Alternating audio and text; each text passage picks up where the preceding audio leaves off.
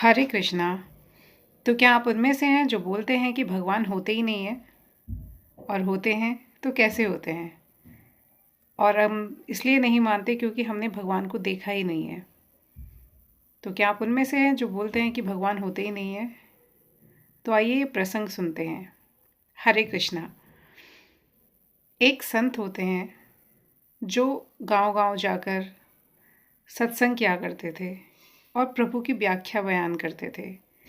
वो बोलते कि भगवान कितने महान हैं, हम सबका कितना ख्याल रखते हैं, हम सबको कितना कुछ दिया है, और ईश्वर की कहानियाँ सुनाते, ईश्वर के गुणों का बखान करते, ईश्वर की पूजा करने के लिए सबको प्रेरित करते कि हमें नाम जप करना चाहिए, अच्छे कर्म करने चाहिए। तब वो सत्संग करते हुए एक बार एक गांव पहुंचते हैं। वहाँ पे भीड़ एकत्रित हो जाती है और सब भगवान का सत्संग सुनने लगते हैं। उसमें से तभी एक मनुष्य उठता है और वो गुरुजी से बोलने लगता है कि आप किसके बारे में बता रहे हो? भगवान तो होते ही नहीं। मैंने तो ईश्वर को कभी नहीं देखा, और जिसने देखा नहीं और जिसको जो दिखा ही नहीं, उसको हम कैसे मान लें कि वो है? आप क्यों और किसके बारे में बता रहे हो? जब वो है ही नहीं, जब वो दिखते ही नहीं, तो हम कैसे मान लें कि भगवान है? गुरुजी ने उसकी तरफ देखा और मुस्कुराए। फिर वो बोला कि मैं साबित कर सकता हूँ, अगर आपकी आज्ञा हो तो, कि भगवान होते ही नहीं हैं। फिर गुरुजी हल्के से मुस्कुराए, तो उसे लगा कि गुरुजी ने मुझे आदेश दे दिया है।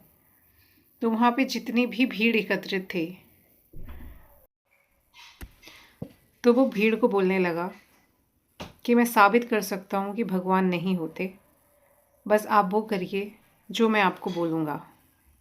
सब उसको देखने लगे और सब 2 मिनट के लिए एकदम मौन हो गए कि ये क्या बोल रहा है कि भगवान नहीं होते।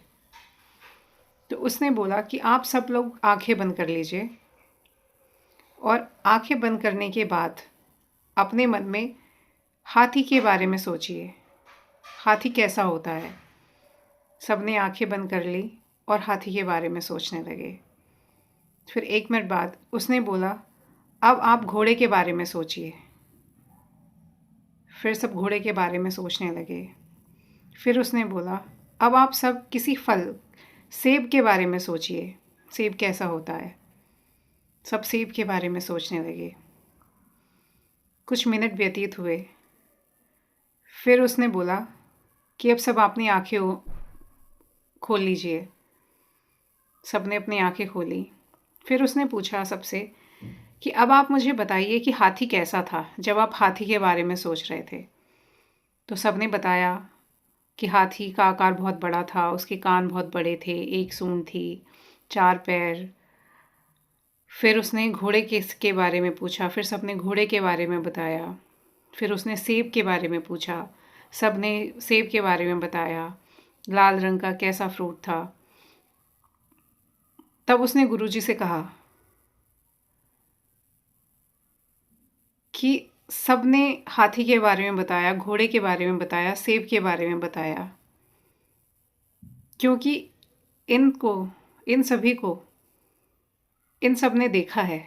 हमने देखा है, मैंने देखा है, आपने देखा है, पर क्या किसी ने ईश्वर को देखा है? फिर गुरुजी ने बोला कि अब आप सब बैठ जाओ, और अब आप वो करो जो मैं आपको बोलता हूँ। अब मैं आपको साबित करके बताता हूँ कि ईश्वर है। वो आदमी भी बैठ गया और गुरुजी की बातें सुनने लगा। फिर गुरुजी ने सबसे बोला, अब आप सब अपनी आंखें बंद कीजिए और फिर से हाथी के बारे में सोचिए। फिर सबने अपनी आंखें बंद करी और हाथी के बारे में सोचने लगे, जैसा सब पहले सोचते थे। फिर उन्होंने कहा, अब सब आप अपने पिता के बारे में सोचिए। उन्होंने फिर सबने अपनी आंखें बंद करी और अपने अपने पिता के बारे में सोचने लगे।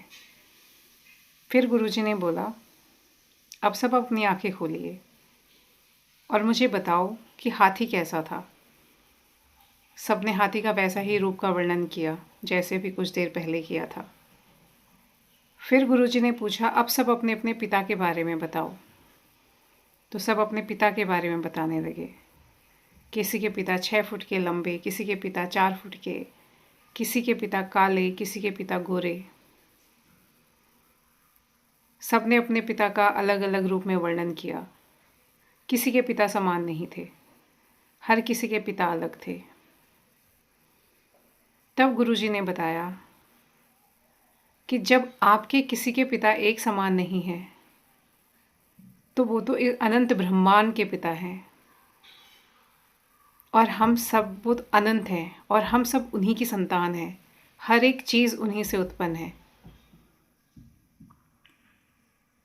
और हर किसी के अपने भाव हैं, अपनी भक्ति है, अपना भजन मार्ग है। तो हम जिस रूप में उनको मानते हैं, जिस भाव से उनको पूछते हैं, वो हमें उसी रूप में मिलते हैं। जब भगवान श्री कृष्ण ने गीता में भी कहा है कि मैं पहले भी था, मैं आज भी हूँ और मैं आगे भी रहूँगा। तो हम जिस भाव से उनको सोचते हैं वो हमें वैसे ही मिलते हैं। जैसे कुछ लोग भगवान शिव शंकर को बहुत मानते हैं, उनकी पूजा करते हैं। तो जब आप भगवान शिव के बारे में सोचते हैं तो आपके मन में भगवान शिव की एक पिक्चर आती है कि उनके हाथ में डमरू है, त्रिशूल है, जटाएं हैं, गंगा जी हैं सर पे, चाँद है, वो कैसे दिखते हैं, नंदी की सवारी करते हैं। जब आप भगवान श्री कृष्ण के बारे में सोचते हैं तो आपको दिखता है वो मोर मुकुट धारी, पीताम्बर पहने हुए, बांसुरी बजाते हुए, चेहरे पर हल्की मुस्कान। जब आप माता रानी के बारे में सोचते हैं तो आपको दिखता है माता रानी। जब आपको लगता है आप हनुमान जी की पूजा करते हैं तो आप हनुमान जी के बारे में सोचते हो, श्री राम जी के बारे में सोचते हो। तो सबके अपने अपने भाव हैं और वैसे ही पिक्चर आपके मन में आ जाती है। तो ये मतलब नहीं है कि भगवान अलग है, वो एक ही हैं, पर जिस रूप में हम उनको पूछते हैं वो उसी रूप में हमारे सामने आते हैं। क्योंकि वो हमें कभी निराश नहीं कर सकते, वो हमसे बहुत प्रेम करते हैं। अगर और ईश्वर तो हर जगह है, हर पल में है, हर क्षण में है। अगर आप फील करो तो हर पल आपको वो महसूस होंगे। और अगर आप उनके सच्चे मन से भक्ति करते हो, पुकारते हो, तो वो आपको दिखाई भी ज़रूर देंगे। तो आप अच्छे कर्म करिए। तो ये कहना कि ईश्वर नहीं होते, ये बहुत गलत है। ईश्वर तो हर पल हर क्षण में है। आप ईश्वर को भज के तो देखिए, आप उनका नाम जप करके तो देखिए, आपको ईश्वर हर पल में फील होने लगेंगे। हरे कृष्णा।